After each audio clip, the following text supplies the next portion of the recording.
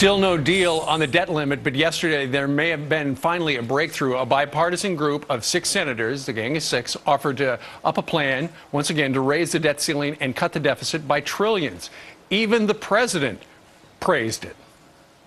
The good news is that today, a group of senators, the Gang of Six, Democrats and Republicans, I guess now Gang of Seven because one additional Republican senator added on, put forward a proposal that is broadly consistent with the approach that I've urged. Joining us right now is one member of the Gang of Six, Georgia Senator Saxby Chambliss. Good morning to you, Senator. Good morning, Steve. Good to be with you. There are a number of other senators who have taken a look at the proposal, and people on Capitol Hill, and they go, wait a minute, this is just an outline. I don't see where all these numbers are coming from. Well, that's always the case when you have a complex piece of legislation like this, Steve, and we're in the process of writing legislative language now, but you know, this has been a long and arduous negotiation between 3 Republicans and 3 Democrats, and sometimes it's been on again, off again. And we are now formulating the detail and giving more and more of that detail to the respective members of our conferences. Well, Jeff Sessions, a respected member of the Senate from Alabama, said he looked at it, and what he could see, he could only find about $1.2 trillion worth of savings. And going forward, in his estimation, it looks like all the other savings would be figured out by a legislative panel. Is that what you guys have in mind? Is down the road somebody's going to have to figure out where the cuts are going to come? Well, it's going to be 2 steps, Steve. We have a down payment, which has about $500 billion in immediate discretionary cuts through putting in spending caps immediately. We also have some other measures in that down payment, such as change CPI and whatnot, that are huge benefits to everybody in America. The second part of it is we're not going to supersede the jurisdiction of the various committees.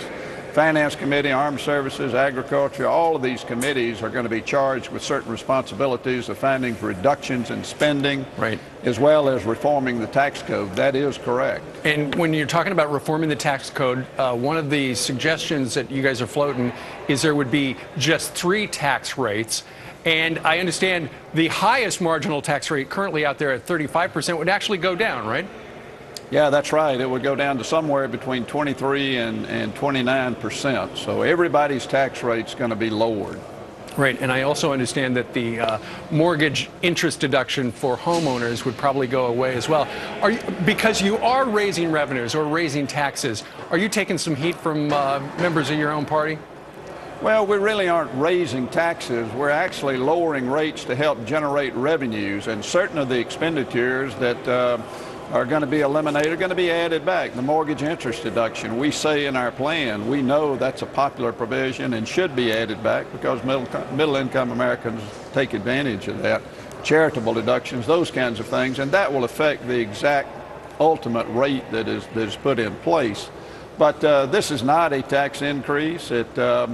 It actually is going to lower rates very much like what Ronald Reagan did in 1986. And when Reagan did this, by the elimination of expenditures, what we saw, Steve, was almost an immediate increase in the GDP. And that's what we got to do. We got to energize the economy. Right. And we can do that in ways by lowering rates of corporations and individuals. Right. Senator, before you go, is it enough? I know you guys would like to do a lot. Is it enough? Well, we've never been focused on the debt ceiling with our proposal. We've always been looking at the $14.5 trillion, Steve, that our children and grandchildren are going to have to pay. Now that it's up to the leadership to see if they want to take all or part of our proposal and incorporate it into the debt ceiling debate. All right. Well, let's see what happens. Good luck to you. Saxby Chambliss, thanks, guys. Senator from Georgia. Thank you, sir. All right, straight ahead, are kids learning more on the computer than in the classroom? More kids than ever before going to cyber schools, but do kids really